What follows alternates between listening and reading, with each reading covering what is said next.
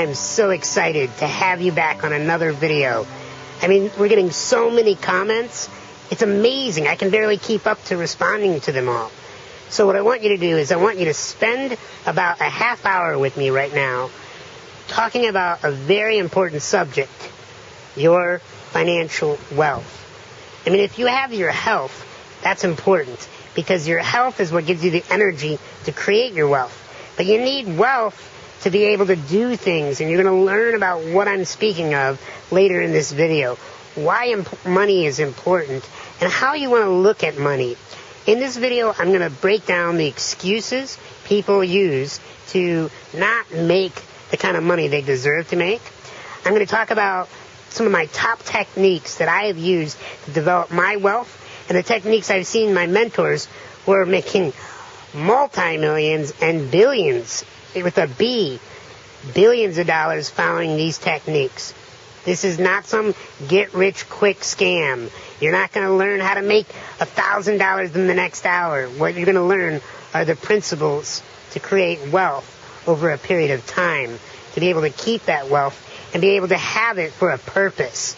So make sure, leave about a half hour for this video, clear your schedule, turn off your phone, get a nice drink, sit back, and enjoy as I walk you through one of the most important areas of your life, your financial wealth.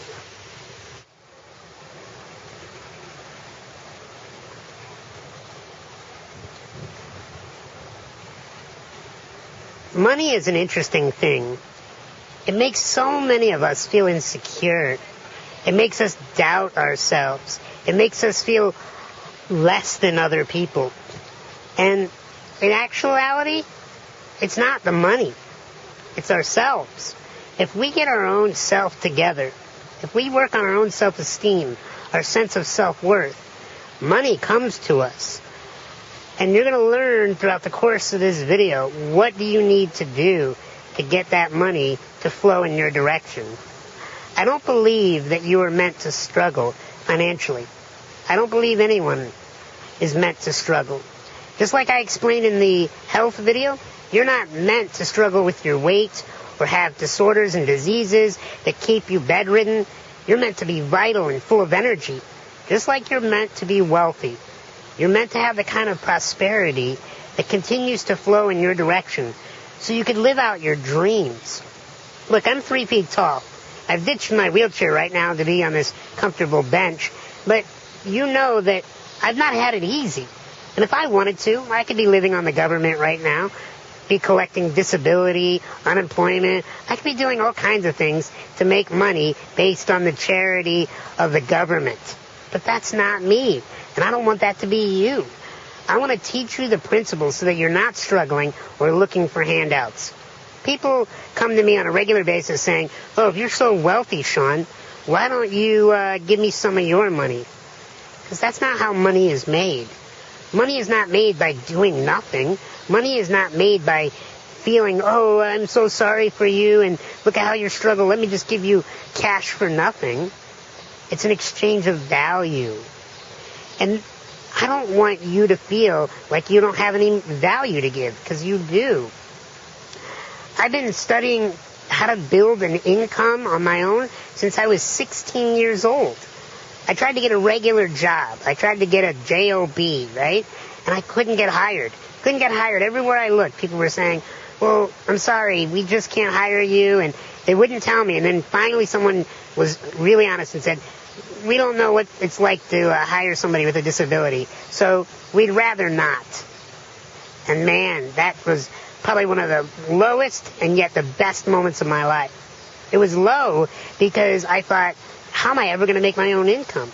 How is this ever going to work for me? But it was a high because I learned that I could make money on my terms. I could start my own company. And that's exactly what I did. So the same company I started when I was 16 years old, I'm still running today. And I've learned from a lot of mentors about how to grow my business. And one of my mentors said to me, Sean, most people never get their wealth together because they pretend that making money is like something that they have to do or they're going to die.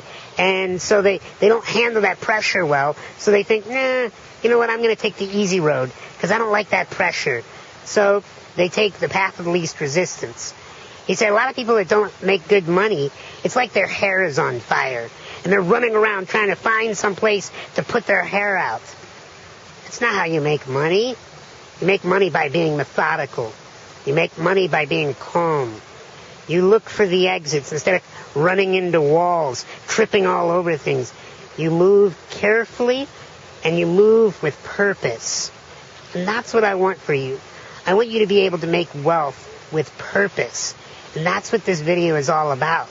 So let's continue as I share with you how to let go of those fears and those excuses that are holding you back from making the kind of money that you deserve.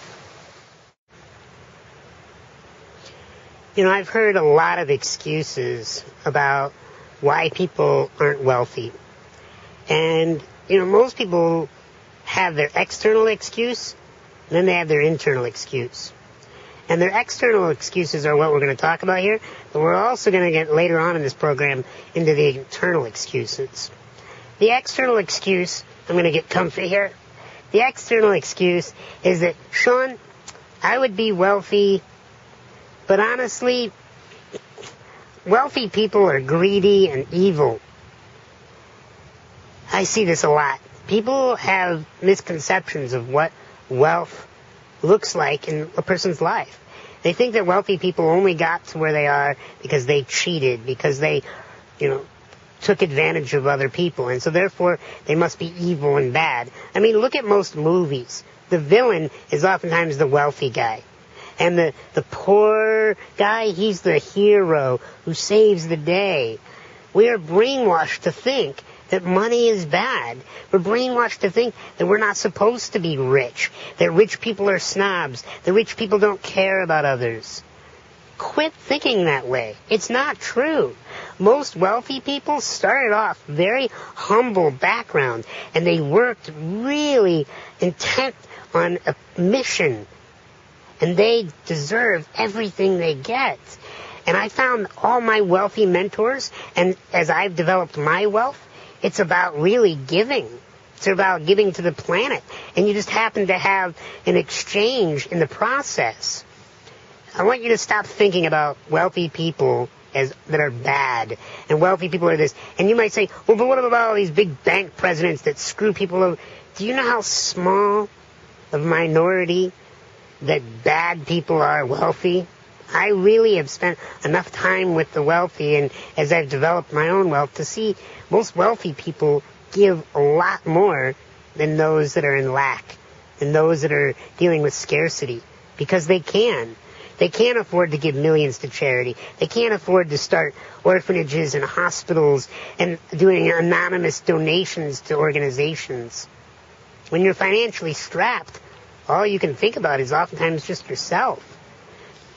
That brings us to our next excuse. People will say, Sean, it's hard to make money. It's hard to be broke. It's hard to go month to month not knowing how you're going to financially support yourself, not knowing whether or not you're going to have the lights shut off on your apartment or your condo or your home. It's scary to not know where you're going to have the money for your next meal. Look, it's hard to be broke. So I don't believe that it's hard to be rich. I think it might take energy and effort. But that's different than being hard. You have a choice to be feeling like things are hard without money or with money. That's ultimately up to you. I found that once you find your purpose, once you realize how you can bring something to humanity in exchange for money, money starts coming your way. And we're going to talk more in the techniques section of this video about how do you get to that place where you find your purpose. How do you get to that place where people want to pay you lots of money to do what you love to do? That's how you want to get rich. You don't want to get rich by having all kinds of painful, upsetting failures. You want to get wealthy by putting your mind and your energy and everything you got towards bringing value to this planet. So I do not believe in the excuse that making money is hard. I hear a lot of times that people will say, well, Sean, I'm not cut out for wealth. I wasn't born with money. I'll probably never make money. My parents were broke. My grandparents were broke. It's just part of my life. People will use their life history as an excuse. It's my fault that my parents didn't teach me how to make money. If you're over the age of 18, stop blaming your parents for things. Stop blaming your parents for why you're overweight or why you're in a bad marriage or why you're broke. It's not your parents' fault anymore. It's your responsibility. It's your time to recognize that the only way you're going to get wealthy is by learning what the principles are and applying the principles. So maybe your parents didn't have money. Maybe they didn't teach you how to invest. That's your job to then go out there and parent yourself. Look, I came from a nice background. Not super wealthy, no silver spoon in my mouth, but I definitely was blessed with a good financial upbringing. But you better believe me, when I decided that I wanted to surpass my parents' income by tenfold, I realized I was going to have to start learning from others. And we're going to talk about who those people are. How do you find those people? And how do you bring them into your life? Stop making these excuses about why you're not wealthy. The more excuses you make, the more frustrated you're going to get. Look, you deserve to be rich. And rich is up to you. Does that mean you want to make 6 figures, 7 figures, 9 figures? I don't care what it is for you. But you have to decide that. And over the course of this video, I'm going to help you clarify what wealth is for you and how to go get it. Let's talk about my philosophies of wealth. I'm going to talk about 4 main philosophies. Number 1, when you think about money, I want you to think about it as a magnification tool or an amplification tool. Most people think that money changes people. It doesn't. What money does is it amplifies them. If they were kind of sketchy to begin with, money makes them even more sketchy. If they were loving to begin with, they become even more loving. It's really a matter of amplification over time. And I know I've seen this because I've studied the studies. And in studying these studies, they found that when people win $1 million or multi-millions of dollars in the lottery, and when another group of people break their neck in a car accident or an injury, the person's mentality, their identity, after about 1 to 5 years, goes right back to what it was before either the winning of the money or the injury. So 2 dramatically different attitudes. Winning millions of dollars, breaking your neck, but after about 1 to 5 years, the person eventually goes back to who they really are. So it's not that money changes you, because the personality always remains the same. What it does, though, is money amplifies who you are. If you are a giving person making $100,000, you'll be a giving person making $1 million. If you are tight and you don't like spending money when you're making $40,000, you'll be tight, not wanting to spend money when you're making $40 million. I know, because I've seen these identity principles follow through in all people that I've met with tremendous wealth, including myself and my mentors. So money magnifies you. The next element of my philosophy on money is that your net worth is determined by your self-worth. If you don't feel worthy of making big money, you won't. You cannot surpass your own imagination of what you feel you're capable of earning. Remember this, imagination trumps willpower. If in your actions you keep striving to make cash and you're working harder and harder, longer hours, but deep down inside you have a picture in your mind that you're broke and that you'll always be broke, you will never surpass that picture, because the imagination trumps that willpower. You have to make sure that your self-worth is strong, that you're proud of who you are, that you feel worthy of having, let's say, millions of dollars in your bank account. Why can't you have millions of dollars? I mean, I can think of no reason why you shouldn't have millions of dollars.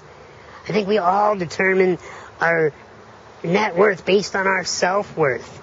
You know, I once heard a minister say, and I don't have to, tell you that you have to agree with this, but he said that, it's a sin to be poor. And I was like, what?